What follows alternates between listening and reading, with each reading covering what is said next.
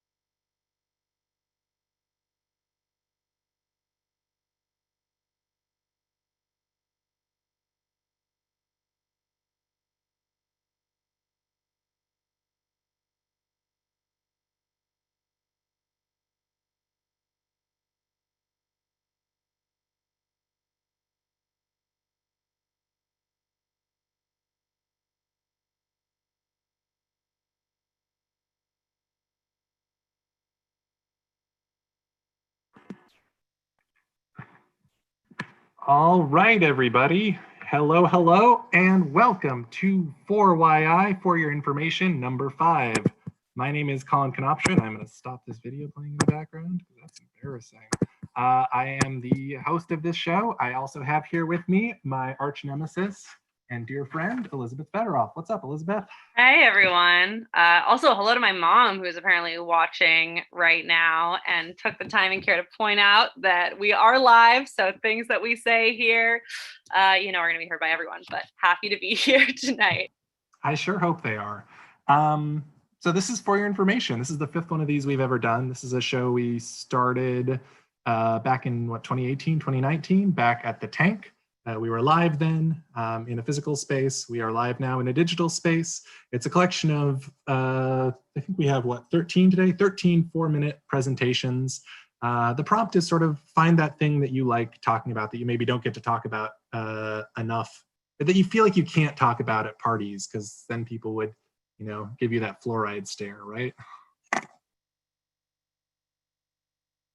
I thought we were doing banter. Are we not doing banter? No, I guess we're doing banter now. You're just like fluoride stare at me. I thought we were just letting that sit, like that stare. All right. Well, I've embarrassed myself in front of everyone. Thankfully, my parents are not here because they're out for a bike ride. I moved this show 2 hours later for them in the Midwest, and they still decided to go for a bike ride right now. So here we are.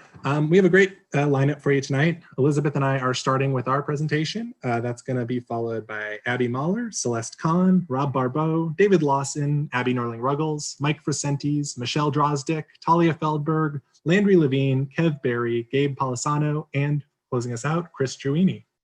At the end, then, we will also have a quick question and answer session. If anyone has any questions for any of our presenters, feel free to ask those in the chat. Also, if any of our presenters have any questions for each other, they can shout them out then.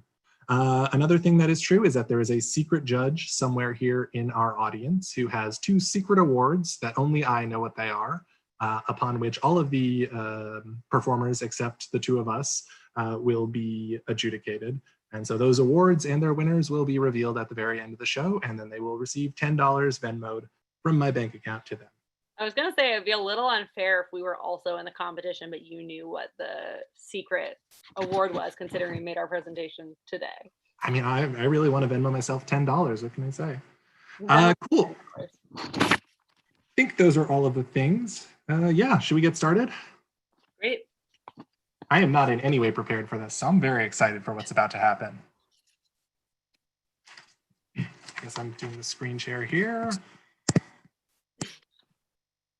All right, we also will have a timer for the show. Landry, you are our timer for this one. Are you ready?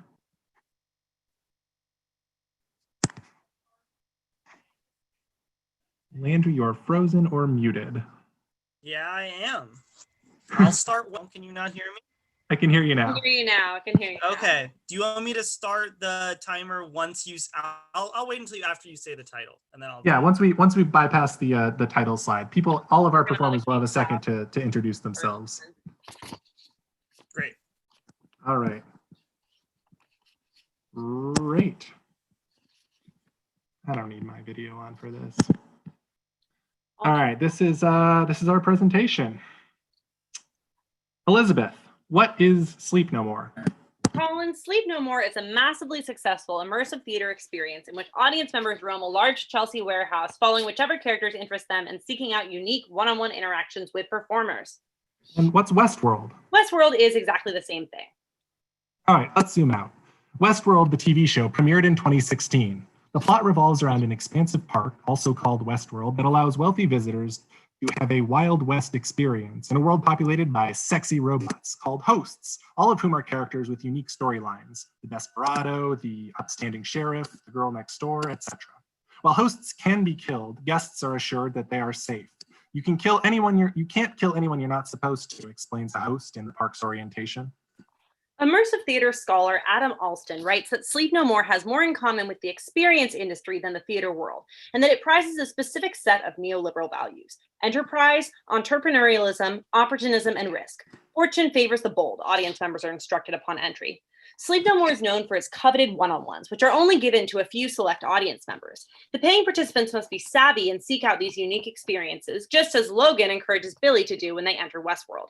Logan is eager to get out of Sweetwater, the town's central hub that functions similarly to Sleep No More's speakeasy, and onto the more extreme adventures that are hidden in the park and only accessible to those who know how to find them.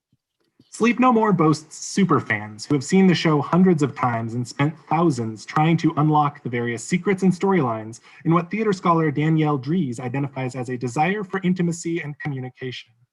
Westworld's biggest superfan is Billy, aka the Man in Black, who becomes obsessed with the park as a young man after witnessing the host Dolores attempting to gain consciousness and break free of her scripted arc. This glimpse of something real leads Billy to become an investor and eventually member of the park's board of directors. He becomes obsessed with finding the maze, what he believes is the park's final mystery built specifically for him. In reality, the maze was built for Dolores as a roadmap to consciousness so she can come to understand and take action against her endless exploitation by the guests. Now, a 2018 BuzzFeed investigation of allegations of sexual assault and misconduct by audience members against Sleep No More performers noted the fact that workers aren't unionized and are required to sign NDAs, which dissuade them from speaking out against audience harassment.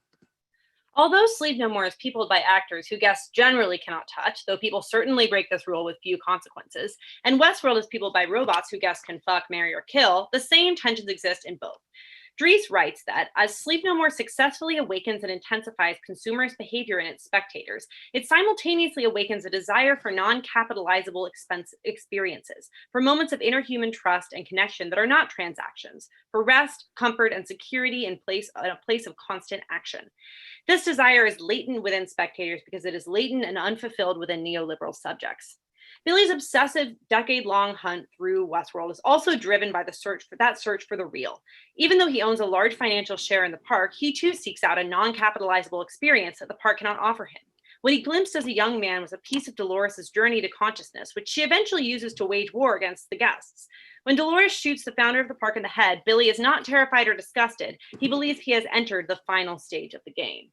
So like, imagine that you're going to Sleep No More when you're like 21 and you accidentally encounter an actor mumbling to themselves about how it's kind of fucked up that they have to deal with drunk gropers and they aren't even paid union rates. And then you go back to Sleep No More 600 times to find out how you can convince that actor to start a union uprising so that you can then kill them for real. To be clear, Westworld is not a good show, nor does it have good politics. By the end of season 3, some of the hosts have gained consciousness and escaped the park to start a human revolution and a revolution in the outside world. But outside of the park, we see the limits of Westworld's political imagination. The episode ends with a host telling a human, "This is the new world, and in the new world, you can be whoever the fuck you want." In its empty platitudes about revolution, the nature of humanity, and free will, Westworld, the TV show, reveals that there is nothing real behind its curtain either. Thank you. Thank you. Yay! Yeah. Yes, now would be Ra-ta-ta-ta! Now would be the time where we make demeaning comments about our own PowerPoint. Fun fact about that one is that in the second to last slide there, the person in the Sleep No More mask is our own Talia Feldberg, who's presenting later in the show. Speaking of Talia Feldberg, our next presenter is Abby Mahler. Abby, are you around? I am around, and what a thing to follow with my presentation. Very apropos. Okay, let's dive in here. Cool. Okay. Everybody see what's up? Yep. All right. I'm ready when there's a timer. 3, 2, 1, go for it. All right. I would like, if I may, to take you on a strange journey tonight about a film, nay, a cinematic musical experience that first came to theaters in the year of our Lord 1975. It's the Rocky Horror Picture Show. This is a masterpiece that still holds the record for the longest running theatrical release. And why is that, you ask? Well, I'm excited to explain. First, let's get the plot out of the way. If you have not seen this movie, we follow Brad Majors, an asshole, and his girlfriend, then quickly made fiance, Janet Weiss. These two young whippersnappers get caught with a flat. How about that? And they go in search of a phone. Now, they end up at a castle where a strange convention appears to be underway. Their leader, noted thespian and actor Tim Curry, plays a sweet transvestite from transsexual Transylvania who also makes sex slaves, people, as a fun little project. Then everyone fucks and dances, and it turns out it's aliens. What? Anyway, that's really the plot, and no, it doesn't make more sense when you've seen the film. Oh boy, I'm going through all my slides in the wrong direction. Okay, anyway, that's really the plot. No, it doesn't make more sense when you watch the film, even if you watch it hundreds of times, which I can vouch for personally. Now, how in the world could I justify wasting so many hours watching the same subpar movie repeatedly?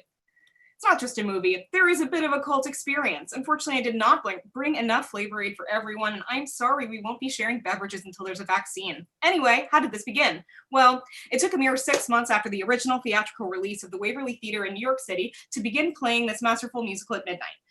The Riverside Twin in Austin, Texas followed soon after. Attendees of these screenings began having shouted conversations with the movie, talking back to the screen and filling in silences with jokes. Rumor has it that the first person to yell out a line during the screening was Louis Faris Jr., a normally quiet teacher who, upon seeing the character Janet, a slut, places a newspaper over her head to protect herself from the rain, and he yelled, "Buy an umbrella, you cheap bitch." Well, audience participation choices include dressing up, writing on people with lipstick, deflowering virgins, dancing the time warp along with the film, and throwing objects such as water, toilet paper, confetti, hot dogs, toast, and rice at the appropriate points in the movie. However, most theaters don't throw through anymore because, as you can imagine, no one fucking wants to clean it up. But this is not all.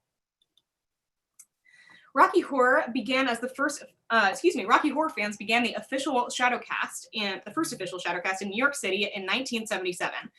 What in the world is a shadow cast? It's where average Joes like you and me make costumes that look just like the characters, and we dress up, and I'm gonna, go through this really quick. There was some more history there, but I have a minute left. Okay. So I do this. There's me. Haha. Okay. So the important part, though, that I wanted to get to is why Rocky Horror is still important. Rocky Horror functions as essential social infrastructure. Social infrastructure are places like churches, parks, community centers, libraries. They're places that bind communities together. These places are just as essential to humans as the infrastructure for water, power, communications, although this is often harder to see. When people are in these places, they engage in sustained recurrent interaction, particularly while doing things that they enjoy. So relationships, even across ethnic or political lines, inevitably grow. So think about basketball players who participate in pickup games. They tend to befriend people who are different than them with different political preferences or backgrounds in general, and they're exposed to ideas they otherwise would not do off the court. So Rocky Horror is ultimately important because it gives queer people regularly scheduled, non-alcohol centered safe spaces that that also facilitate, multi-generational friendships. Queer people are often isolated, unlike other marginalized communities that may have more conventional commonalities. Queer people don't necessarily have people in their family who share an identity that they're genetically related to or give off visual signals that we belong to our community. Further, a lot of queer spaces are 18 plus and centered around alcohol, like bars, like gay bars for gay men.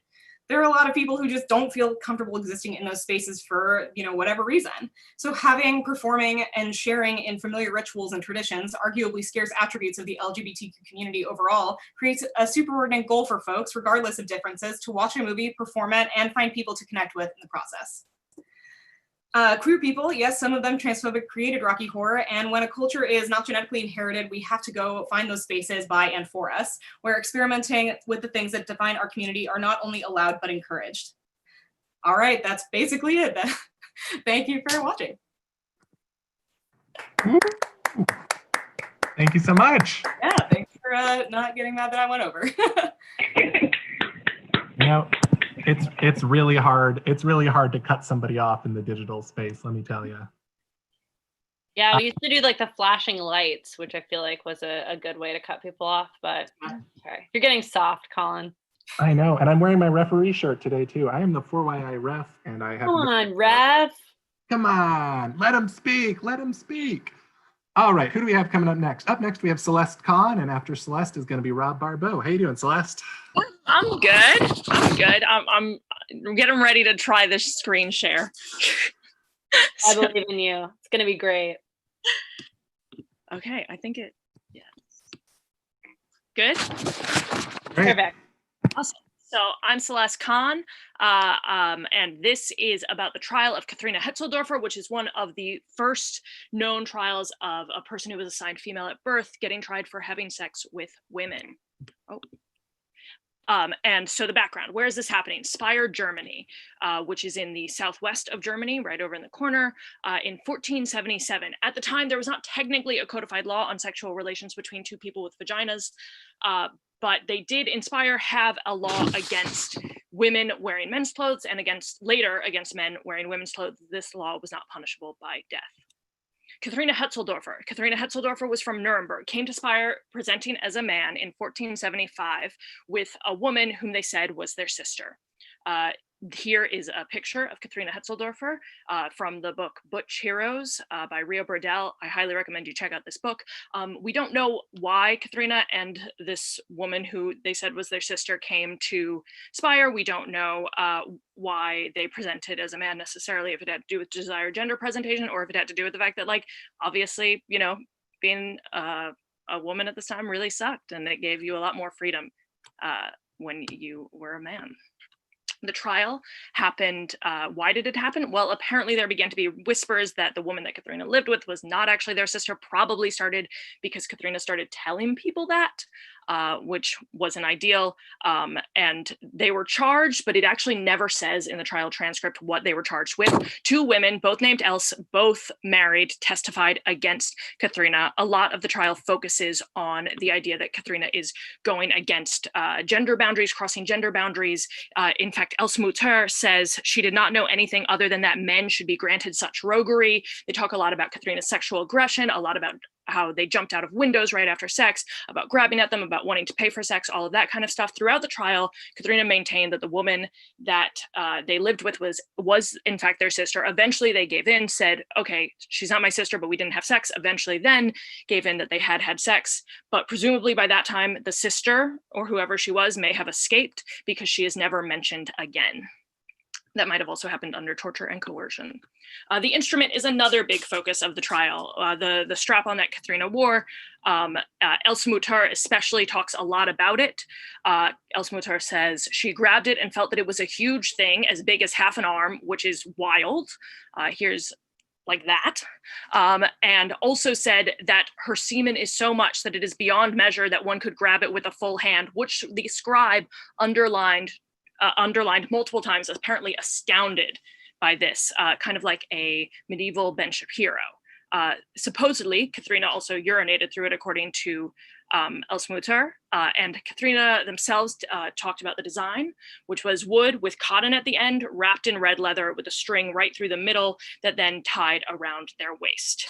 The result of the trial, oh, and here's a cat walking with a penis or a dildo. It's a strange medieval picture. The result of the trial was that Katherine was executed. All of the other women in the trial were able to get off by either ignorance or by escaping. Katherine was drowned, which was considered not only a fairly low death, but a very womanly death in an attempt to kind of bring that back.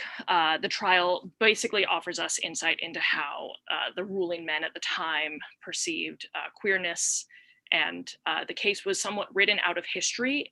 Many interpreters in the future claimed that Katherine had been tried for prostitution, which is literally just not the case. And some historians have interpreted the absence of, or the silence around queerness as their absence, but we need to think about looking at the silences and see what we can hear in those silences and what can we find in the little that we have of this history. So thank you. Woo! Thank you so much. That was so interesting. Thank you.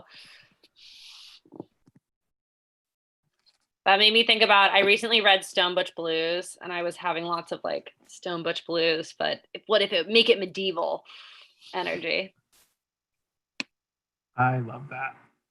Should I read Stone Butch Blues? You should. It's really good. All right. Up next, we have Rob Barbeau. If you attended the last 4YI, you may remember Rob's ill-fated presentation from that one. It's back and better than ever. You better believe it. Just checking, how do I sound real quick? You're a little muffly. A little faint. Is that any better? That is a little better. Yeah, that's better. All right, 1 second. There, how's that? Sounds all right. All right, cool. Sounds a little bit like someone's pelting you with like small snowballs. Oh, that's odd. They're not, I can assure you. All right, as long as you're safe. As long as we know that. All right, well, I'll open this up and Great. hit me with the timer. All right. 3, All right. 2, 1, here you go. Hi, my name is Robert Barbeau, and I'm the lead farmer at Beautiful Beard Grain Farm, where we grow grains, oilseeds, and legumes for Minnesota markets. I will be talking about how I got started growing grains at home and how you can too. There we go. What we will cover today: why to grow grains and not grow grains, what to grow, how to decide, what you put in the ground and how you do it, how you get the seeds and the grains out of the plants, and then why you want to consider something like this. So first of all, why would you want to grow grains? Well, let's say you make bread for your family every week, like my grandmother did for her family. Well, you could get that wheat from the local supermarket, but if you're thinking locally and you're thinking you've got a garden, why not plant some grains? Because they're simple and easy to grow. And if you can't feed yourself, you can feed your animals, you'll feed your soil, you'll learn how grains are processed, and you'll be fixing carbon and saving the environment a little bit at a time. This is why you don't grow grains. They are an inefficient use of space and time. It's harder to process grains than it is a lot of things. You can't just pick them off the vine and munch on them like a strawberry or a grape or a cucumber. However, they're vigorous plants, which can lead to volunteering, and they'll come back as weeds sometime, and that's not all the best, especially if you're doing a lot of different things in your garden. Also, you don't want to grow wheat if you can't digest it, so think about those things. So here's what you can grow. Pretty much anything you can imagine that comes off of a plant, you can grow that in Minnesota.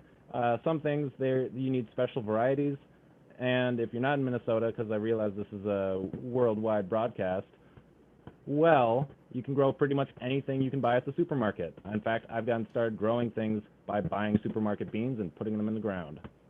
So when you choose what to grow, you got to just determine what you're using them for. If you're trying to feed your chickens, grow something cheap, easy, and fun, and then feed your chickens. If you want to grow your bread, grow some wheat. If you want to grow some beer, grow some barley. If you want to grow some flaxseed, grow some flaxseed. So the next thing is how do you use the grains? Some grains are a lot easier to process than others. Some you can take off the stalk and whack them in a bucket and have something ready to boil up, grind, or eat right away. Some things, like these sunflower seeds here, are a little bit more challenging to process because they come stuck to their flower head and all that. Also, some things, like corn, as we all know, you can grow a lot of corn. You can't grow as much einkorn or ancient wheat. They don't yield as much. So we're going to skip a couple of these, go into crop rotation and why you want to plant grains and why it's sustainable.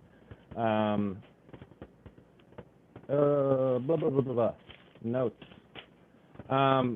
See, grains, what they do is they break disease cycles. If you're growing a lot of tomatoes, you're going to build up some tomato diseases in your soil and your microclimate.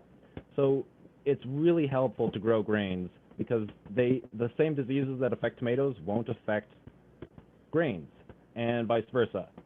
There are different species, different families, and that helps out a lot in your garden. Skip a couple of these. Preparing to grow grains.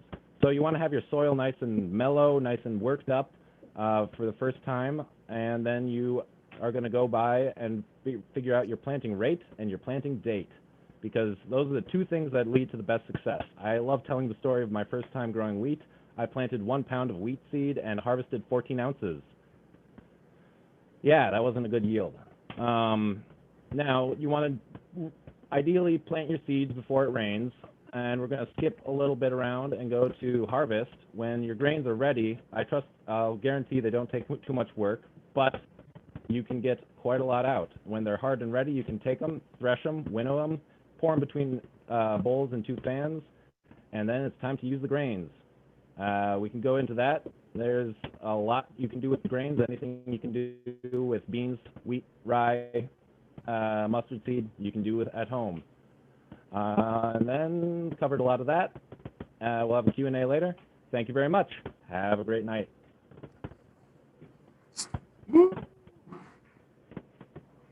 Woohoo! Rob? Good job. Yeah. I'm so glad we finally got to hear the end after that. You really left us with a cliffhanger last time. So this is great. Yeah.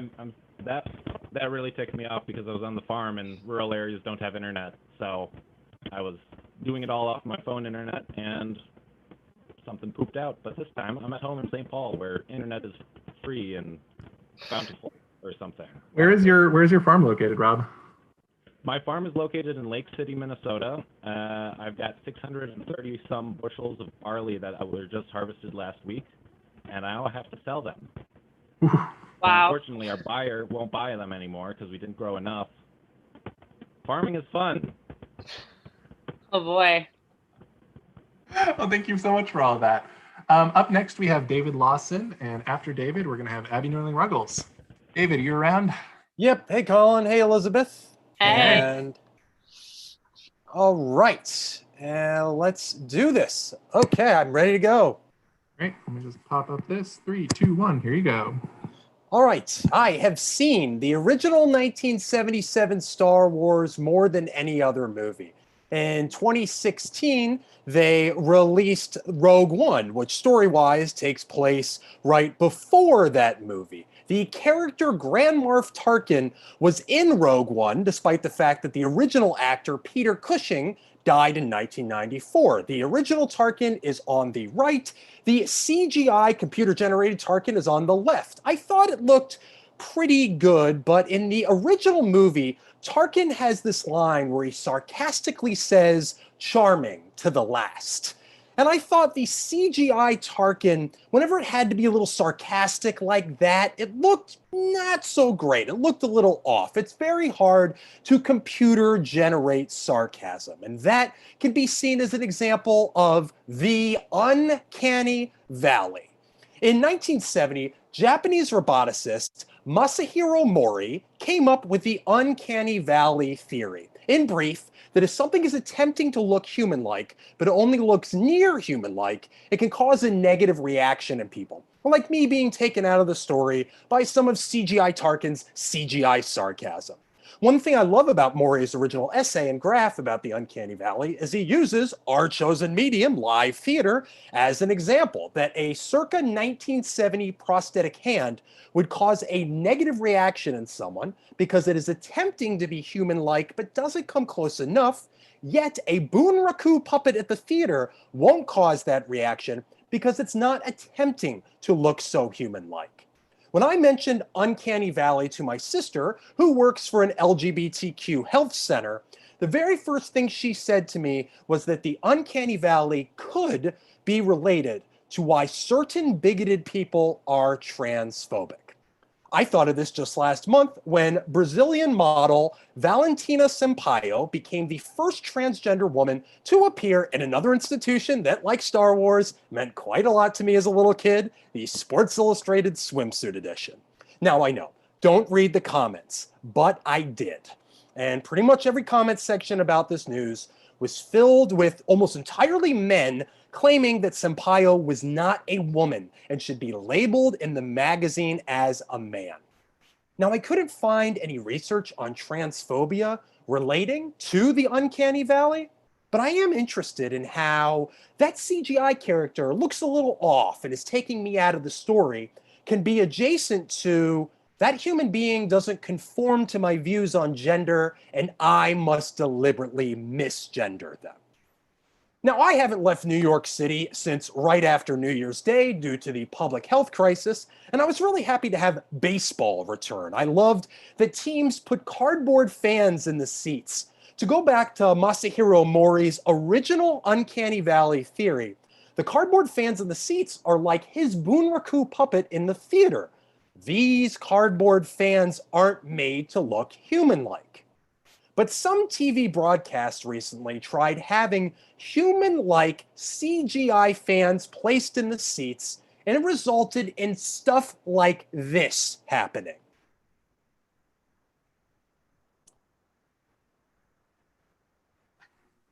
When I saw that, it was a reminder of just how not okay things have been during this public health crisis. Seeing that made me feel a negative emotion. And that, my friends, is the Uncanny Valley. Thank you. I'm looking forward to the rest of the show. This has been great. Thank you all.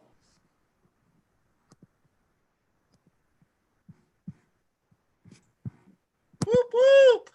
That was excellent. Thank you, Great, David. thank you.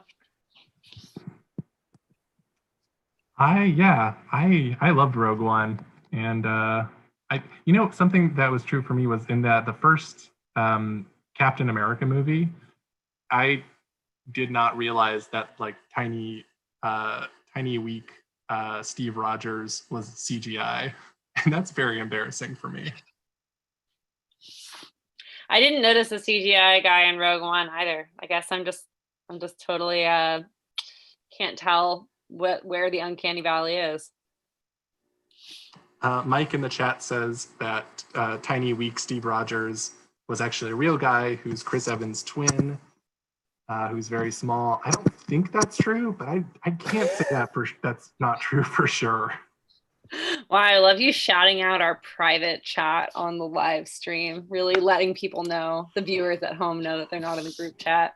I mean, it's just a very funny comment, and Mike deserves to be heard.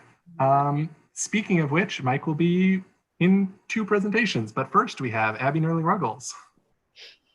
Hi, let me get this set up. Hey, Abby Norling-Ruggles, how you doing? I'm doing pretty good. I would ask how you're doing, but I've been watching, so I know. I mean, outwardly, great. I don't know what Collin's been doing when they like duck out of the frame like this slowly. Yeah, we're lying in fetal position on the couch. great. I have to be here in the living room because this is where I can plug directly into the router, but it's a very awkward place to host a show from. Yeah. Ooh, someone's mic is still on, by the way. All right, Abby, how you feeling ready for this? Yeah, I'm good to go. So I'm talking about Scott's Wikipedia, and thank you to Mike for letting me have this topic, which he also wanted to do. All right, 3, 2, 1, go for it. Why is this not going? Hang on, sorry. Okay, so Scots is one of 3 Scottish languages, the other 2 being English and Scottish Gaelic. Scottish Gaelic is kind of its own thing, but Scots and modern English are very closely related, and they're both descended from Old English. Prior to the unification of Scotland and England as one country, Scots and English were considered entirely separate languages, but after the unification, English became the language of the wealthy and privileged, and King James actually printed the King James Bible only in English, despite being a Scottish king.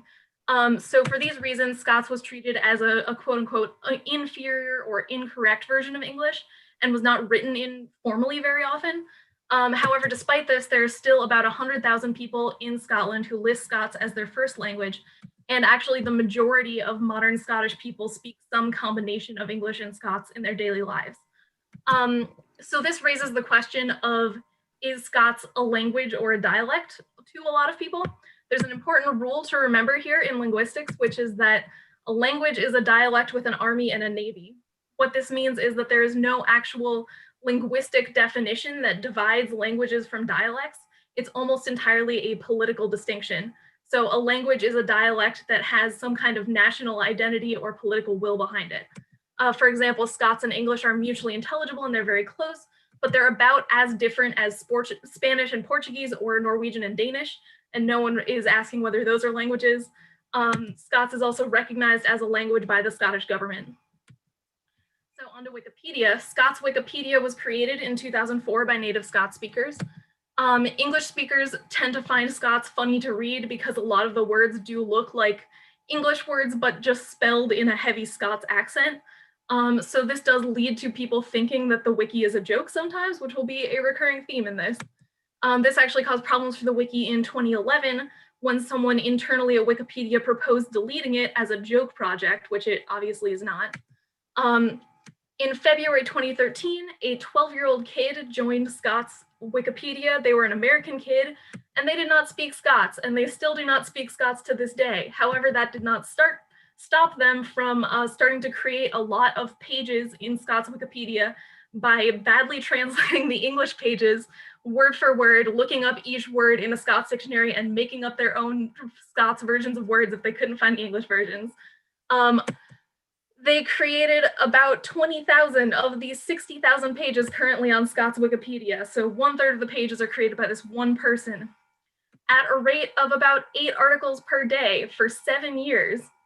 And in the process of doing this, they also became the sole admin of the wiki, of Scots Wikipedia. So they're in charge of the whole thing.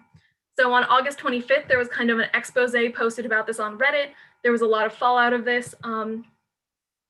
A different user of Scots Wikipedia revealed that there are actually no native Scots speakers in positions of power at Scots Wikipedia anymore. And the sort of general low quality of the wiki was brought to light. It's not just this one well-meaning but misguided kid. There were actually a lot of people using the wiki as a joke. So this article on telekinesis was clearly an example of someone just like poorly writing in English and changing the spelling around. The bottom one is that, and then the top one is someone who fixed it in actual Scots in the last few days. So you can see that there's a pretty significant difference between the two. So currently this is all under discussion in Wikipedia, with possibilities ranging from closing the whole project to getting a team to audit the entire thing. It is a time-sensitive issue in the sense that This is one of the major ways that people are exposed to the Scots, or like quote unquote exposed to the Scots language, and it does leave a lot of people feeling like this endangered language is a joke or not a real language. This is also a broader problem with small language Wikipedias in general. I want to point out that Croatian Wikipedia is also controlled by a small number of people. In that case, they're not misguided kids, they are white supremacists. So yeah, Wikipedia in general needs to look out for small languages better. Thanks. Woo! Ooh. Jeez Louise. God, Collin, I feel like the kid that could have been you had you gone down a darker road. Yeah, there's definitely. There's like a version of 12-year-old Collin that was like, I'm gonna write like 60% of the articles on Scott's Wikipedia. It's true that like when I was young, and Abby, you know this, Abby's my oldest friend in the world. Like oldest friend who I'm still friends with. I think that's true. You were not my first friend by any means, but you didn't have any friends until fifth First grade. and only friend. Oh, and you're my first and only nemesis. Yeah, like when did I get into Wikipedia? Like 5th or 6th grade or something? And it was like, I think it was like 5th grade. like I wrote the English language Wikipedia article for napkin holder, which is on that. That's my napkin holder on that page, is in the photo on that page. And the other napkin holder in that page is my grandparents' napkin holder. Yep. But yeah, there's definitely a version of me that you know has no like sense of cultural respect and was like 13 years old and was like, yeah, I can do this. I can do this. That's not a Scots accent at all. There isn't. Also, I want to say, I think, Abby, yours is maybe the first presentation I've seen that's like used that rainbow word art, and that's stunning to me in 5 look up an online generator because Microsoft Office doesn't have that word art anymore, but it's important to me. Yeah, the word art in our logo is also generated from that same generator, I think. All right, coming up next, we have Mike Fracentese not talking about Scott's Wikipedia, thanks to an amicable agreement. What's up? Hey, Mike, how you doing? Mike. Doing great. What are you talking about? Oh, I'll be talking about my favorite science fiction musical. Also the only one that I know. It's gonna be great. I'm excited to find out if this Oh, one's yeah. also my favorite science fiction musical. Also maybe my favorite science fiction musical. It's everyone's. Almost like we all saw it. All right, let me get the thingy up for you here. You ready? Wait, the thingy's already up. All right, let me start it. 3, 2, 1, here you go. Okay, this is Rag Parkland sings the songs of the future, sings the song of the present, the surprising and enduring relevance of the most important sci-fi folk musical that you probably never heard of. Wow, what is Rag Parkland? So let me pull up my script because I forgot to do that before I started. Rag Parkland is a science fiction folk musical that ran for a month at Ars Nova in 2018. It was all written by the theater maker and musician Andrew R. Butler, and the show had a cast of 6 talented musicians. Here's like a really sexy photo of all of them. They just look so cool. I wish I was that cool. I wish my friends were that cool. Sorry to all of my friends who are in this Zoom right now. So it was set up with sort of a cabaret style, with sitting on 3 sides. It looked like this. Most importantly, it is the best piece of theater I've ever seen in my entire dumb life. So what happens in it? Here's the Wikipedia plot summary. Basically, the show starts with one man taking the stage, a lone folk singer, the tall bearded man I'm about to show you a picture of, played by Butler, this guy. So we learn that he is at a nightclub 200 years in the future in like underground Virginia. He plays a bunch of songs that are mostly songs by his old band, Beau Weathers and the Future. So the name of the show, he sings the songs of the future, kind of a double entendre. It's very clever. I love it. And so during one song, the scene shifts back 10 years when he was performing with the band itself, the same song. It's a very cool moment. We learn that this is a world in which partially constructed and fully constructed humans, so like androids, robots of various types, are illegal. All members of this band, except for Rags Parkland himself, are to some varying degree constructed. They continue to play music underground as a way to pass along their shared history and hope. This is, this is plagiarized from Wikipedia, but me and Collin, our host, actually wrote that Wikipedia article, so that makes this okay. Here is Beau Weathers, the android herself, played by a human person, very talented. During one song, a perimeter warning light alerts the club that the raid is taking place. In defiance of the ban on androids, the band continues to play on, effectively surrendering themselves to the authorities. They're all arrested. The scene jumps forward. We learn that the rest of the band has not been seen since that day, and Rags Parkland indicates that he's going to continue sharing their music and spreading their story. It's very beautiful. I have spoiled it for you now because you can't go see the show because it, again, ran for 1 month in 2018, but really, it was so good. The show's kind of like this, but longer and with fewer text overlays. I don't really have time to play this whole bit, so I will speed it up.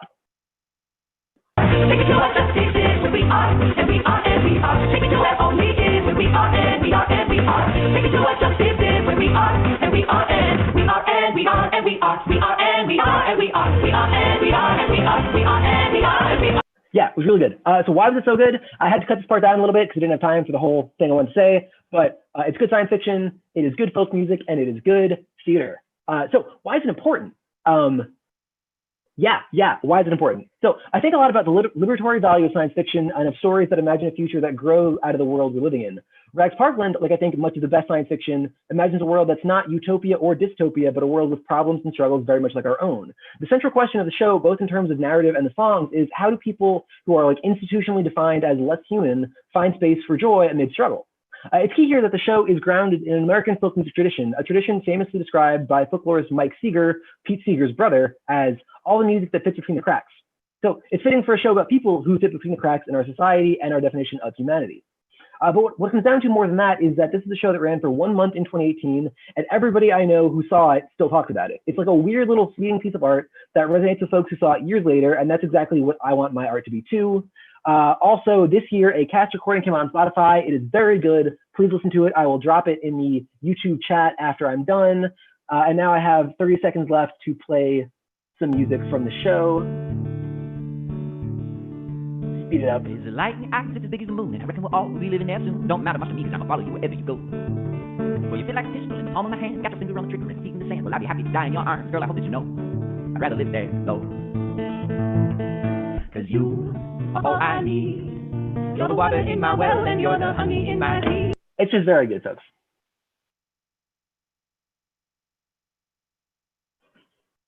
Great job. Oh my God. God. It was so fast. Where can I get tickets? Who's putting it on next? It's a very like slow love song in the show. It's like really like drawn. They're just like songs on the soundtrack are like under 4 minutes. Otherwise, I just would have put one in there like whole hog. I had to speed it up. All right, Collin was clearly incapacitated by this. I'm so sorry. That was very powerful, Mike. I love that music. It was great. It was great. And while you were doing that, I actually went on twitter.com to look up Andrew R. Butler's Twitter because I don't even have a Twitter. I just was like, wonder what's going on. And found that he like retweeted this show. Like, so if you're in the audience, you're watching Andrew R. Butler, we love you. Big fans of you here in this apartment, 846 Prospect Place. All right, let's move on to Michelle Drozdick. You're up next. Talia Feldberg, you're on deck. Hello, thank you so much for having me. Yeah, how you doing, Michelle? I'm doing great. I have to apologize. I'm doing this for mobile, so I will not see the clock that I assume everyone else can see. But I will do my best to get this done pretty quickly. That's all right. We all have the ticking clock of time in the back of our heads. 1 second. Okay. Mr. Bean. I love Mr. Bean so much. I am so passionate about Mr. Bean. It is a little embarrassing how much I love Mr. Bean. Mr. Bean was created by British comedian, actor, and writer Rowan Atkinson in the late 1970s, first appearing as the character Robert Fox on a sitcom called Canned Laughter. After a name change to Mr. Bean, this character would also appear at the Edinburgh Fringe in the early 80s and finally getting its own show, Mr. Bean, which ran for 15 episodes on ITV from 1990 to 1995. And the show was a huge hit, not just in the UK, but across the world. The 5th episode brought in 18.74 million viewers when it first aired. And the show would go on to spawn 2 feature films, which exist. and even a cartoon series that has run 130 episodes so far, which, keep in mind, this original series had 15 episodes, and the cartoon is up to 130 and counting. So we've answered the question, who is Mr. Bean? But we haven't answered, who is Mr. Bean? The first thing you will notice about Mr. Bean is that he is silent. He doesn't say very much beyond 1 or 2 word sentences, and he prefers to make himself understood by broad gestures and actions. He's frequently misunderstood, and the plot center around these misunderstandings, which are usually pretty mild, but occasionally involve accidentally headbutting the queen in the face or something. Part of the reason the show is so popular, not just in English-speaking countries, but across the globe, is that you don't really need to know English to enjoy a Mr. Bean episode. When they were testing the show, Rowan Atkinson performed the character in France to see if it got good reviews there, and they very consciously wanted it to be a show that could be enjoyed whether you understood what was being said or not. Now, the humor of the show is almost entirely physical, but it's not lazy physical humor. It's instead based on the fact that Mr. Bean has no idea how to be a human. And I mean no idea at all. He does not understand really at all what it means to be a human being. He plays with the nativity scene in department stores. He can't fit in his car after purchasing a bunch of furniture, so he climbs on the roof and has a bunch of wires and a broom and drives the car from the roof. He is incredibly determined, even to the point of stubbornness. In one episode, he accidentally hits his golf ball out of a mini golf course, and it lands on a bus which drives away. But, of course, he's not like you or me. He's not going to give up on something he set his sights on. So for the rest of the episode, he chases around the golf ball to get it to the hole in the end, and ends up getting a par of over 1,000, but he does it using a golf club the whole time, because you cannot touch a golf ball with your hands. Mr. Bean loves his teddy, which I forgot to get a picture of. He's a generally kind person who will get revenge on you if you wrong him first. He tricks a man into replacing his laundry detergent with coffee, not because he finds the act funny, but because he was wronged first in a case where that man had bullied him. He wreaks havoc everywhere he goes. Scenes will often end once things have hit their comedic peak, and then the next scene will start somewhere completely different. We never see him face the consequences of his actions. He never has to answer on camera for himself, which is not the case in the 2 movies I mentioned before, and is probably why, in my own opinion, we don't remember them as well. And why is Mr. Bean like this? Is he an alien? The show suggests it in its opening, in which a light appears on the ground, Mr. Bean falls from it, he wanders away, and the name of the episode appears. So, no, but yes. Mr. Bean is all of us at our most basic nature. He acts entirely on impulse. He's generally good, but he's petty to a ridiculous degree. He carries grudges to the very end, but he'll drop everything to help someone he deems worthy. He's incapable of self-reflection and self-growth. He forever struggles to adapt to the world around him because he never changes, or is willing to even consider that the way he bumbles through life is unconventional. And that's why he's funny. We've all wanted to climb down and climb along the banister of a staircase to get around a slow walker who won't move. He's those silly irrational thoughts that pop up in our heads, but we dismiss because we know how the real world works. He doesn't know and doesn't care how extreme his actions are, but we also kind of sympathize with him because in the back of our minds, we're always thinking, hey, I wish I could drive on the top of a car. Now, my own overanalyzed, probably very wrong take is that part of the reason we love Mr. Bean so much is because he reminds us of the most whimsical, silly, fleeting thoughts we have. Like, why can't I paint my apartment by covering everything I own in newspaper, then sticking a firecracker in a paint can? He's the weird thoughts we have that don't make sense, and we immediately dismiss, allowed to play out. And because we never have to see Mr. Bean face the consequences of his actions, except in the movies, it becomes a wonderful fever dream through this absolutely bizarre man. Thank you so much, and also, the movie isn't that bad. And I also want a spin-off about his girlfriend, character named Irma Gobb, who is by far the best character on this show. Thank you, I'm done. Thank you, Michelle. I don't think I know any of the Mr. Bean like expanded universe lore. I'm gonna be honest, I was afraid of Mr. Bean as a kid. Like, genuinely terrified. He's kind of a creepy dude. I don't know. I was also afraid of like everything as a kid, so not much. Is this Mr. Bean animated television show airing in the United States, or where is that? I think it's mainly on. I think it did air in the U.S., but I've only ever seen it on YouTube. Okay. Sorry, I had to share from the performers only group chat with everyone else this kind of terrible joke that Mike Fracentese made. Mist or bean? I'll have the bean, thanks. There we go. That's it. That's all I wanted to say. Giving Mike that fluoride stare here. Let's move on to Talia Feldberg, and after Talia is going to be Landry Levine. Hello. Okay, let me share my screen. Talia, you are our two-time award winner for 4YI. I am. I've been very lucky with the categories. I will say. Yes, I've seen many fine and award-worthy presentations over the past couple 4YIs and tonight. It's been a good one. Spoken like a true championship winner. Extremely magnanimous. Super humble.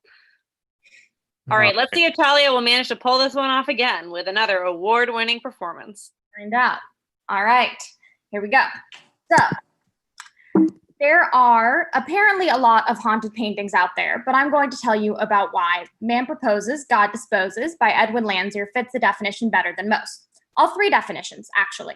I'm going to work backwards. Definition number 3, disturbed, distressed, worried.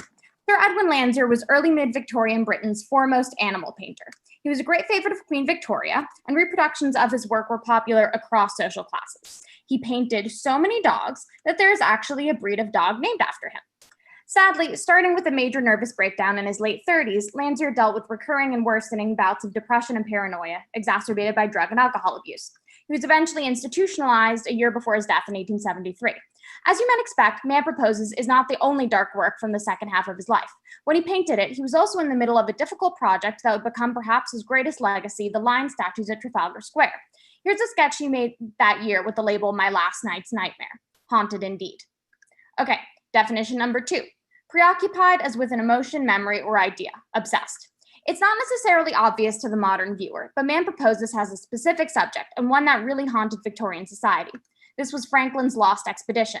In 1845, the ships HMS Terror and HMS Erebus, under the command of explorer Sir John Franklin, set out for the Northwest Passage, a famously unnavigated and much desired sea shortcut from Europe to Asia.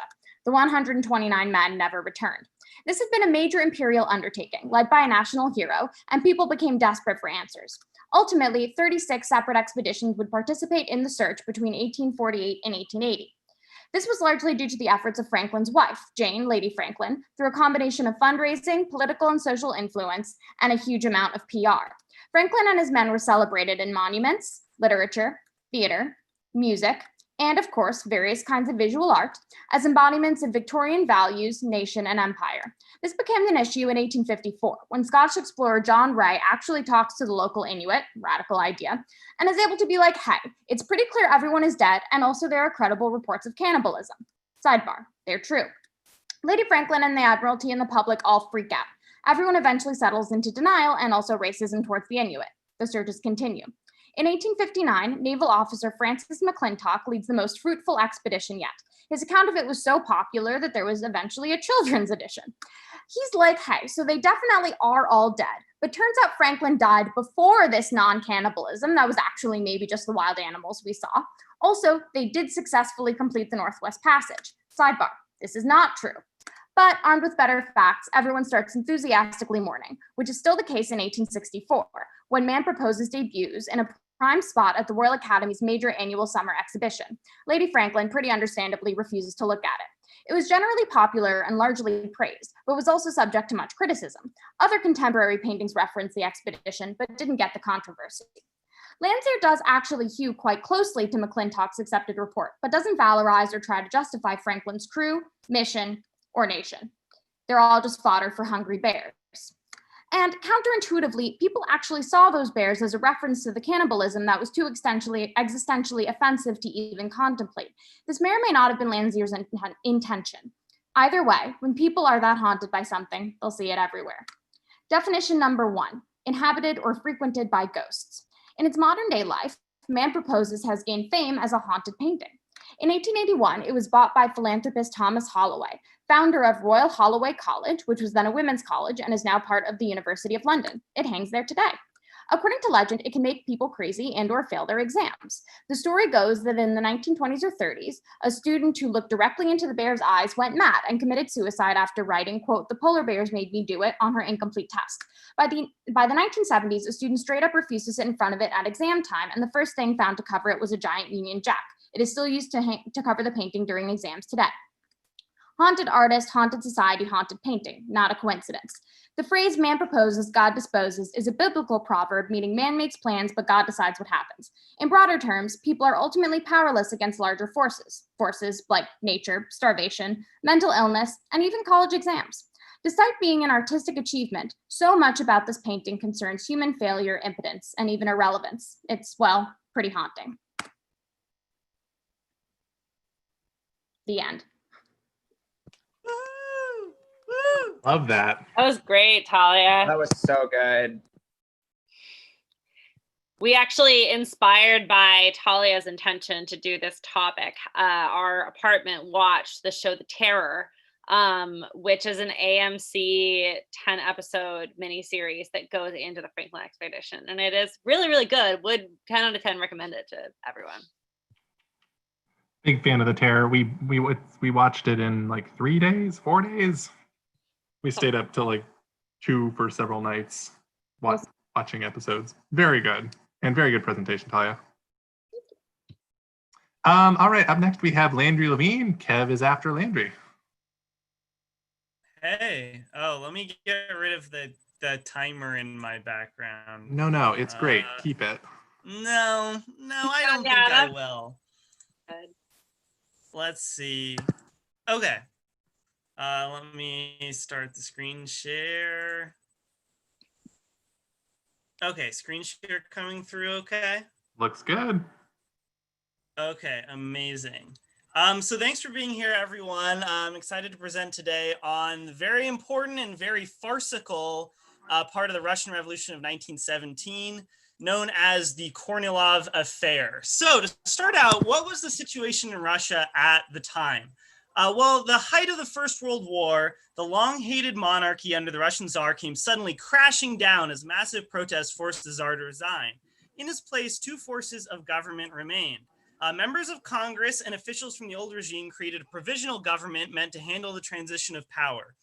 Meanwhile, workers and soldiers had created councils, in Russian called Soviets, in response to the revolution, and socialist parties like the Mensheviks and Bolsheviks had most of the delegates. In the capital of St. Petersburg, then called Petrograd, the provisional government and Soviets shared power and attempted to get Russia back on its feet. One man bridged the divide between these 2 government bodies, Alexander Kerensky, a moderate socialist on the executive committee of the Petrograd Soviet, who was then invited into the provisional government and soon became a dominant figure in the socialist liberal coalition. But the war and its economic effects continued to create unrest in Russia. In July, Kerensky ordered the Kerensky Offensive, meant to raise morale and support for the war, but it had the opposite effect. The workers and soldiers in Petrograd rose up, leading behind them the more cautious Bolshevik party. The July Days, as the revolt was called, were put down in blood, and a crackdown on the Bolsheviks commenced, with Trotsky jailed and Lenin forced to flee to Finland. Kerensky became prime minister and, seeking support from the right wing, appointed this guy as commander-in-chief, Lavur Kornilov, a hard-line authoritarian. Upon his appointment, he demanded the authority to execute fleeing soldiers, and his reputation as a hard man on the right soared as the military dreamed of taking full power. The stage is set for the Kornilov Affair, a bumbling and surprising turn of events that feels like it should be adapted into film or some similar medium. On August 23rd, Kerensky sent an emissary to Kornilov and basically agreed to begin martial law in Petrograd to restore order, which would mean crushing the Soviets to restore order. Seeing that Kerensky had come around to his point of view, Kornilov was relaxed and believed that Kerensky was someone he could work with. Here enters the stage this guy, Vladimir Nikolaevich Lvov, an unusual supporter of both a right-wing authoritarian government and also Kerensky. He meets with Kerensky saying that he represents shadowy plotters of like industrialists or right-wingers. And Kerensky asks him to keep him informed of what those shadowy groups are up to report back to him. Lvov meets with Kornilov the next day and is seemingly confused by Kerensky's instructions because he claims that he's an official emissary from Kerensky. So him and Kornilov discuss martial law and the creation of a new government. And Lvov suggests, just to name their options, they could make Kerensky dictator, they could assemble a cabinet with both Kerensky and Kornilov, or Kornilov could become dictator himself. Kornilov cautiously suggests that it might be easiest if the commander-in-chief rose to the top, just maybe, and that Kerensky could have a position in his government, but that he should leave Petrograd for safety over the coming days. Lvov is startled and returns to Kerensky, reporting everything that Kornilov said as demands, when Kornilov thought he was openly just discussing possibilities. Kerensky is reeling and asks for Lvov to meet with him at 8 p.m. to telegram with Kornilov. But Lvov is late, and at 8:30, Kerensky wires Kornilov and pretends that Lvov is there with him. In deep confusion and unspecific phrases, Kornilov thinks that he's asking Kerensky to come join him in creating a new government, while Kerensky thinks that Kornilov is overthrowing him with an ultimatum. Kerensky swiftly denounces Kornilov, announcing that he was planning on overthrowing the government in a military coup. Kornilov gathers his forces to march on Petrograd while the provisional government seeks help from the Petrograd Soviet.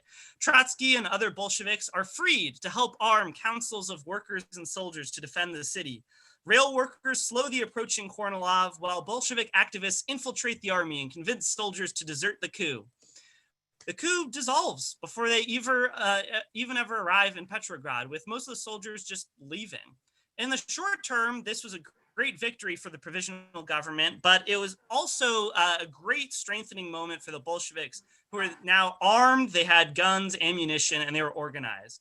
A few months later, they would easily overthrow the provisional government to transfer all power to the Soviets.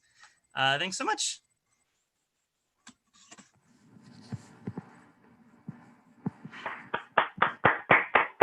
Thanks, Landry. That was great. Gotta love the bumbling middleman character. God, it's like something out of like a Shakespeare play or something, or like the like miscommunications between them too. That like reminds me of that one scene in Fiddler on the Roof where they're like talking about the cow versus the daughter, and everyone is unsure what the other person is talking about. Very funny. Yeah, exactly. The transcripts of the telegram communication are very funny. Because I don't know, Telegram's just like a vague medium. That guy Lvov,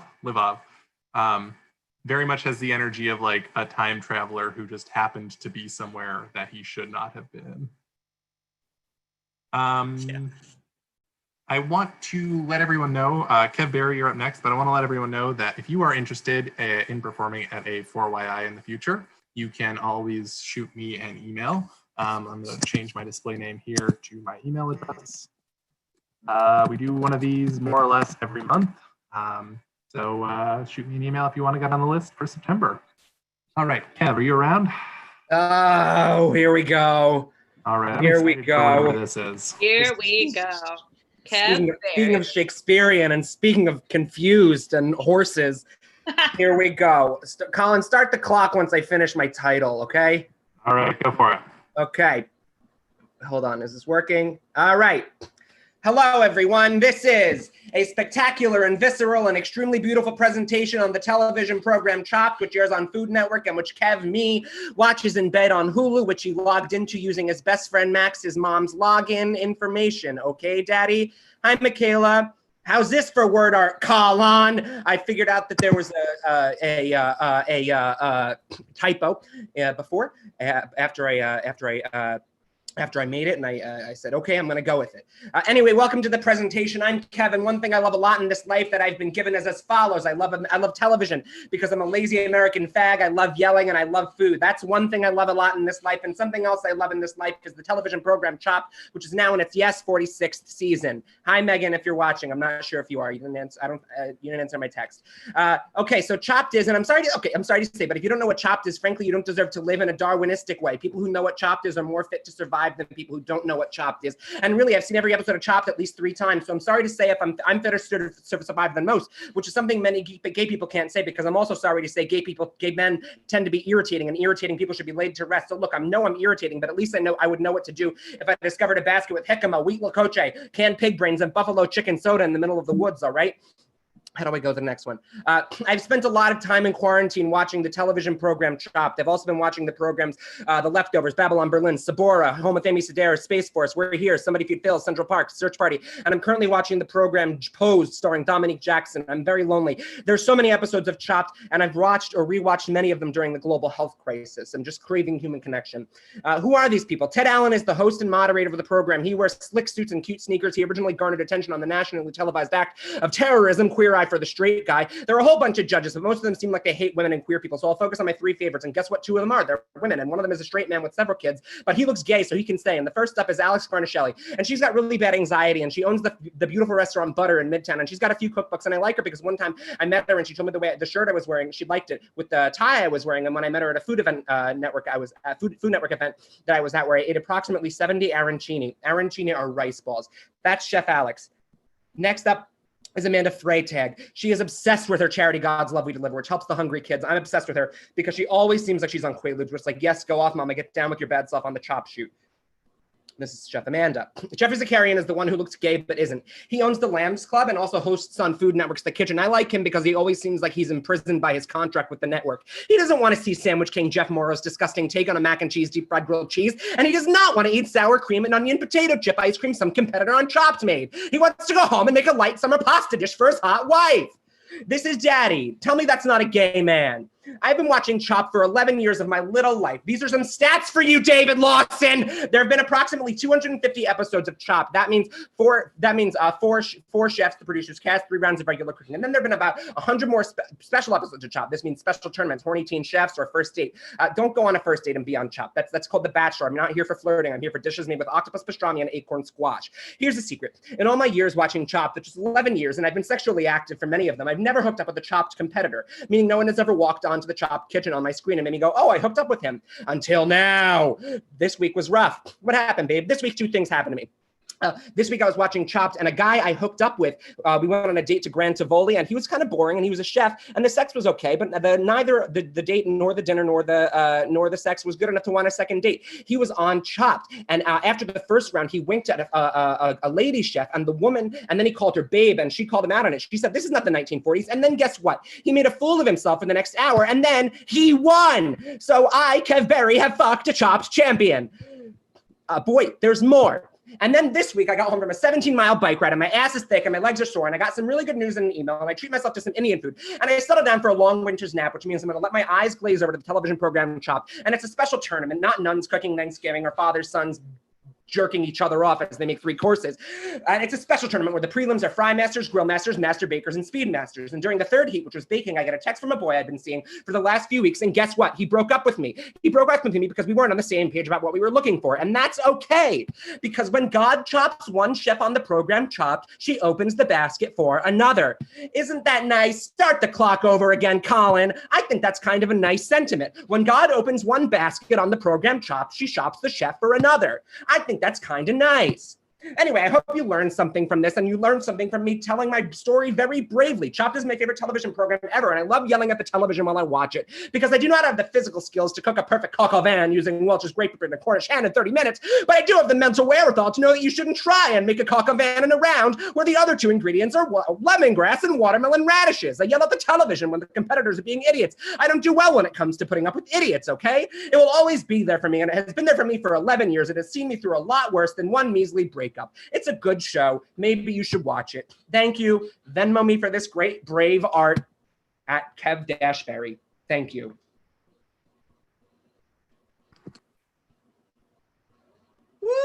Wow. Thank you, Kev. I love it. Wow. I love it. I can't wait to hear what questions people have in the Q&A. Oh yeah, we have a Q&A portion at the end of the show, folks. Please forgot leave about the questions in Q&A. the comments. After or during that performance, Liv, who's watching the show in the other room, you may remember Liv from the last 4Y or 2 4Ys ago. She frequently presents about cannabis-related topics. She came out and put this Alex Vernicelli book. Wow, this you can't see. It looks like I'm holding up a plate of food, but this is actually a book. Where's the top of the book? There's the top of the book. There's Alex Vernicelli cookbook in front of me. So thank you, Liv, for that.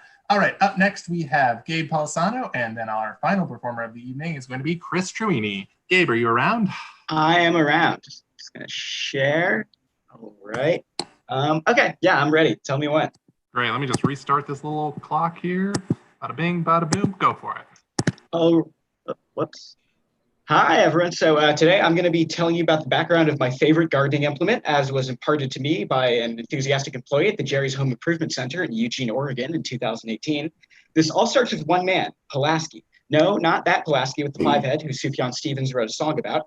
This Pulaski, Big Ed Pulaski, the most heroic park ranger in United States history. Big Ed Pulaski, born Edward Pulaski, came into this world sometime in the year 1868. The precise date has been contested because Big Ed is exactly the sort of legendary persona who resists the earthly tethers of stuff like birthdays, but it was definitely in 1868, and it was definitely to Rudolph and Celia Pulaski, a pair of Polish immigrants living in scenic Green Springs, Ohio. Now, much like any Big Ed looking to become untethered, our Big Ed left home at the age of 16, and he headed west to the Montana Territory. He purportedly lived there as a vagrant for a number of years before arriving in the Idaho Territory, where he found work as a menial laborer. He spent time as a packer, a rancher, a miner, a prospector, and all manner of other 19th century gig economy jobs that might give you mesothelioma. Now, sometime around 1904, Big Ed married Emily Dickinson. No, not that Emily Dickinson who wrote all the poetry that I tried to memorize in high school so I could impress a girl. This Emily Dickinson, Emily Zenobia Dickinson, wife to the most heroic park ranger in United States history. So in 1908, Big Ed joined the newly created Forest Service. He was not your typical forest ranger. Most foresters were bachelors in their 20s with college educations, fresh from the East Coast. By contrast, Big Ed was in his 40s with child at home and decades already spent in the territories. At this point, he became what is professionally known as a father to his men. Big Ed was given the role of foreman and tasked with leading teams of rangers in the creation and maintenance of usable federal forestry. This included everything from creating trails to patrolling national parks to responding to natural disasters. The second decade of the 20th century was not great. So stop me if any of this sounds familiar, but at the time, the country was on the cusp of a devastating plague and a subsequent economic collapse, embroiled in a senseless foreign conflict, and facing organized racial terror at home. Adding to this, half the American Northwest was on fire. That last bit is where Big Ed experienced his final hour. During the aptly named Big Burn, Ed Pulaski was dispatched leading a team of 45 rangers to fight and contain the blaze. The wildfire, as they often do, quickly grew out of control. Enter Big Ed. Utilizing his practiced understanding of the terrain, Big Ed led all 45 men and their 2 pack horses through winding switchbacks, reversals, and also having no idea what was going on more than a mile away at any given moment. This was the coolest era of firefighting history. Seeing that a breakout would be impossible, Big Ed settled on the abandoned War Eagle mine as their salvation. Most of the foresters didn't agree. Lying face down in puddles of mine water and hoping that the wildfire just passes over you kind of flies in the face of natural survival instinct. But Big Ed, relying on his experience as a miner and having previously survived a coal seam fire, knew that the shallow cave was the best chance they had. So like any good boss, he draws a gun on his subordinates and threatens to murder anyone who doesn't get inside the cave. Did it work? Well, if you measure success by the number of pack horses you saved, no, both of them died. If you measure success by the number of human lives you saved, kinda. 40 of the 46 foresters survived the big burn, suffering nothing worse than second-degree burns over 70% of the body or permanent blindness in the left eye. But they did live, and it was all thanks to Big Ed. So the question on everybody's mind, besides are we totally sure this is the most heroic park ranger in United States history, is, sorry, where does your favorite gardening implement come into this? Allow me to introduce you to the Pulaski. Conceived as the ultimate wildfire tool, the Pulaski was popularized, if not outright invented, by Big Ed himself. His public notoriety following the Big Burn brought the signature tool into national attention. The U.S. Forest Service began mass producing them for use throughout the entire country, and has been a staple for both professionals and amateurs alike ever since. The Pulaski is a lightweight fiberglass implement that combines an axe head and a mattock. It's excellent for tearing up rhododendron roots and getting rid of shallow branching rhizomes. You can use it to chop down an ash tree, dig an irrigation ditch, or break up an overgrown hydrangea, and you'll feel like a total badass while you're doing it. It's also a great tool for accidentally severing the gas line to a client's house and getting fired from your landscaping job in Eugene, Oregon in 2018. So the next time you have to dig a ditch or come up with a reason to go on unemployment, please consider the humble Pulaski and also take a moment to consider the life and trials of Big Ed himself. Thank you.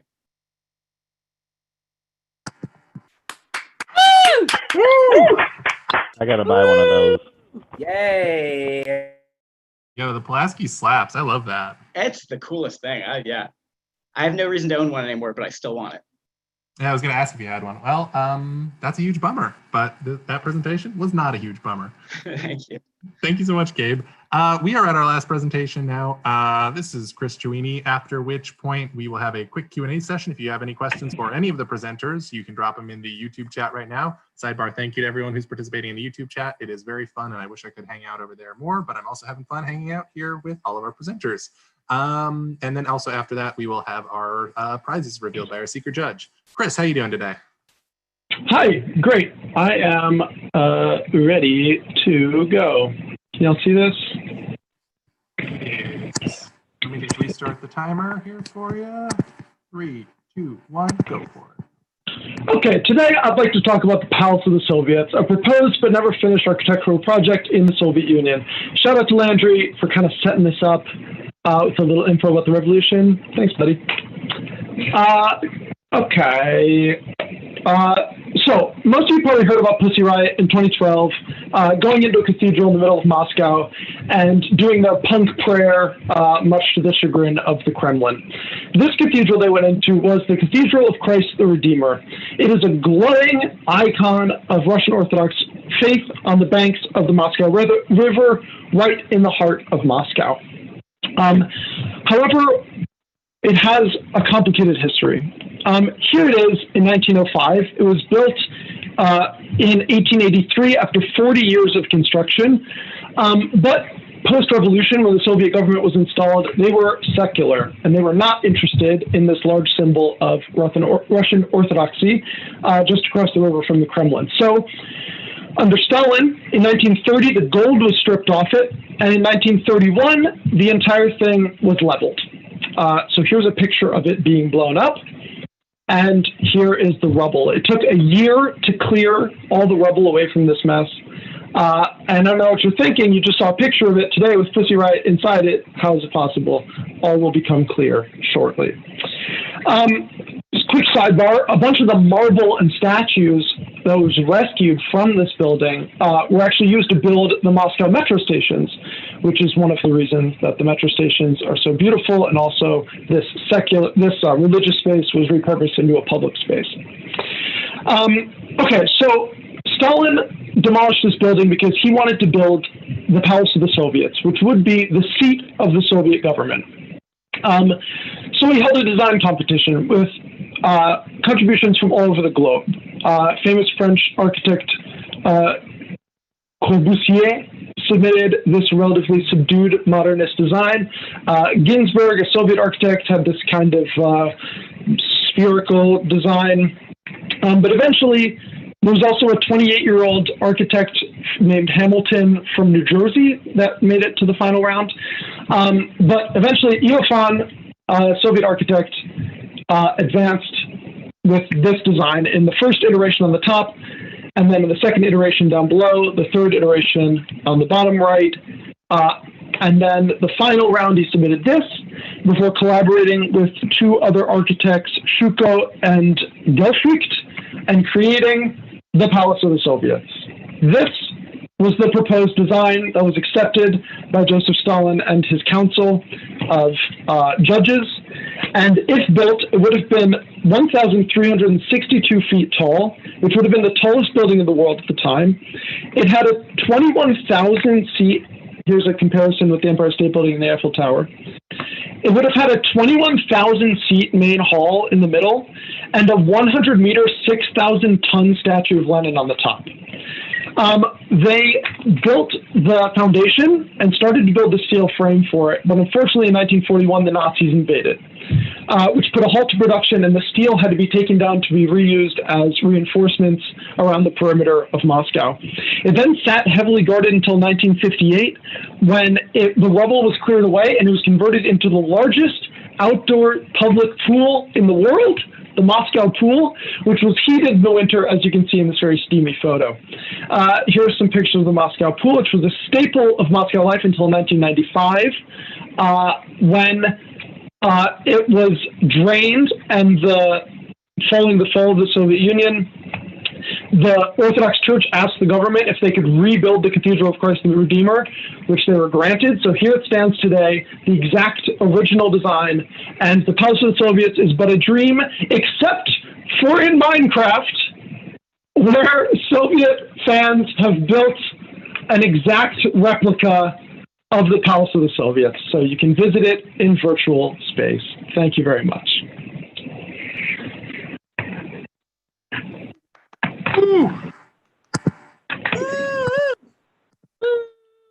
Очень хорошо.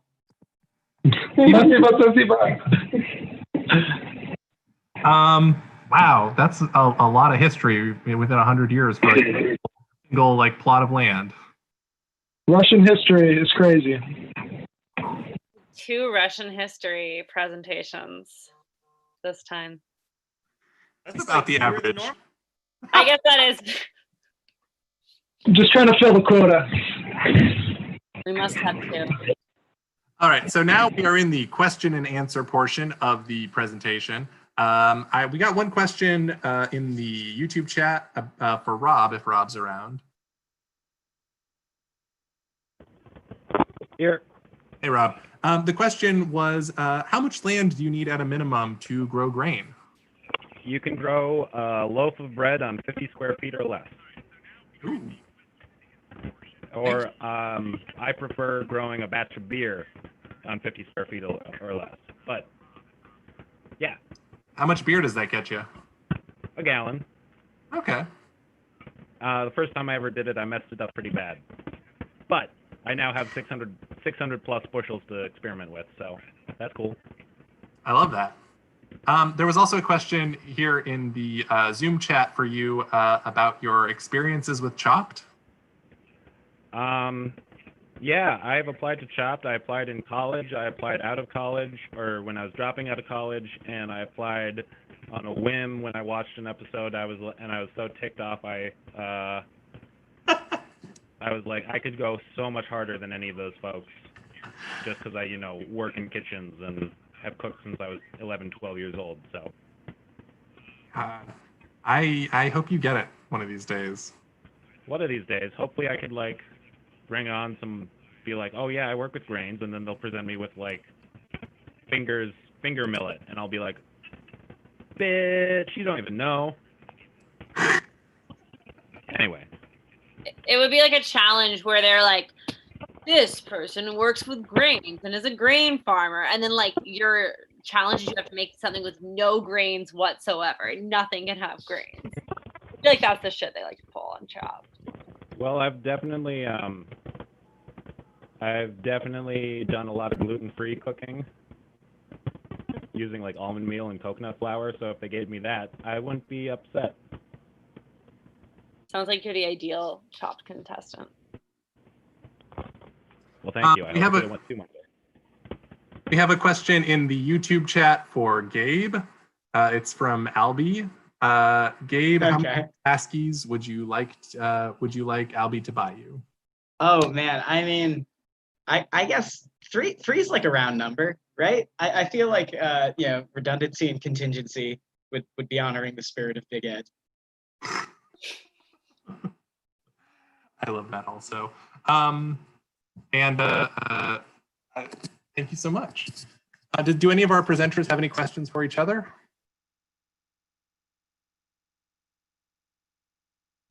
I had a question for Kev about the Chopped. Hello. So when you're watching Chopped and yelling at the TV, and someone drops their plate on the ground, what is your first reaction? I usually call them some just horrible name. Usually I'll yell "Oh, you stupid fag." Oh, okay. I'm really not kind to them. I'm really no, not you kind. shouldn't be. No, they don't deserve kindness when they fuck up like that. I'm grateful to be here. Humbled. Right.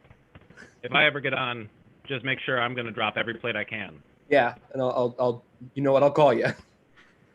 Yay! You're a real Gordon Ramsay for an audience of one. What are you? You're an idiot sandwich. Thank you. Humbled as always to be here performing. Thank you. We are happy to have you. Any other questions among the presenters? I have a question for Collin and Elizabeth. So, Westworld's a bad show. Are you going to keep watching Westworld? Yes. Yeah, of course. It's so bad at this point that it's just like, it's exciting how, like, what are they going to do next? How are they going to fuck this up? If anyone hasn't seen Westworld season 3, at one point in Westworld, the 5th episode of season 3 is called Genre. Oh boy. And it sucks so hard. This human character, Caleb, played by Aaron Paul, who's kind of like a lower class, like laborer, who gets enlisted by Dolores to be the head of this human revolution. He takes this cool future party drug that makes you experience 5 different genres, one after the other. And the way that this show presents this is so boring. It's just like, oh, suddenly he's like experiencing like film noir, but like only at the most basic aesthetic level and only out from his experience. It's so boring. It's like, and you can tell the show is really just creaming itself, like doing this artistic choice that is 100% not worth it, story-wise or aesthetically. And then after the show, they're like, we just wanted to do something crazy for this one. We just wanted to go totally wild with this episode. And you're like, this is. You love to watch the showrunners justify their own completely inane choices as if they were like in any way brilliant or revolutionary. Yes, we will absolutely keep it in this world. I think one of the genres was just like classical music is playing, right?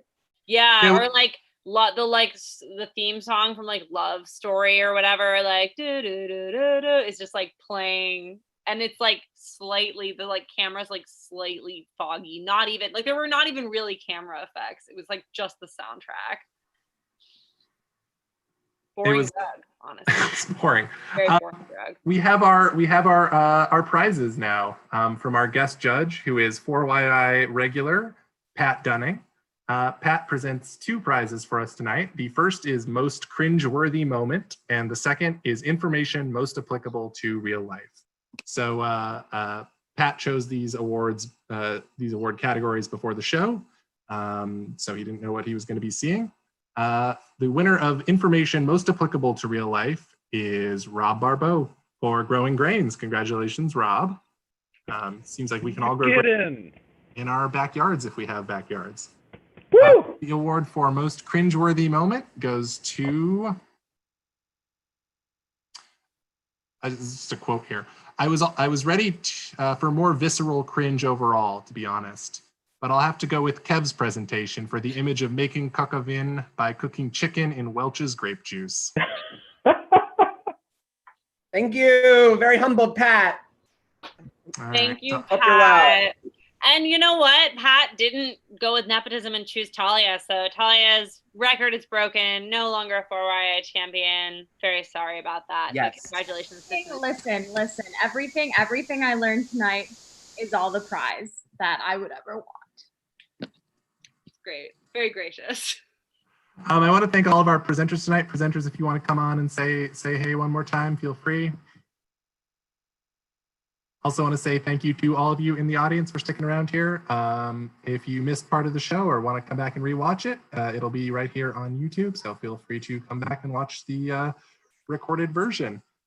Thank you all so much for being with us this evening. We hope you enjoyed it. We'll be doing another one of these in September. Email me, Collin@thetankyc.org if you want to get on the list for next month. Much love to you all and have a great night. Bye. Bye. Bye. Hi, everyone.